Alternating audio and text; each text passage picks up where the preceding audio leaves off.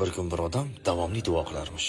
Yo Rab, shaytonni ko'rishni istayman, shaytonni ko'rishni istayman dedi. Kunlarning birida eshik tiq qildi. Badbashara bir kishi: "Sen kimsan?" "Men shaytonman." Buni eshitgandan keyin shaytonni bir shappa turdi. Shayton ko'zlarini shunday ushlab unga aytdiki: "Seni 100 yillik umring borligini bilmasaydim, senga nimalar qilardim?" U odam aytdi: "Nima? 100 yillik umrim bormi?" Ozgina hisob-kitob qilib, "To'xta qani, meni 100 yillik umrim bo'lsa, 90 yoshimgacha yeb-ichib gunohlarga botaman. 90 yoshimda tavba qilib, 10 yilda avliyo bo'laman." Oxirida bu 90 yoshga kirdi. Aytdiki, "Ertaga tavba qilamiz, tugadi. Bu kecha uxladi, ertaga tavba qilish kerak." Kechasi esa eshik tiq qildi. "Kim u?" Eshikni ochdi. Nur yuzli bir kishi. "Sen kimsan?" "Men Azroilman. Sen erta kelibsan. Meni hali 10 yilim bor. Senga kim aytdi hali seni 10 yiling bor?"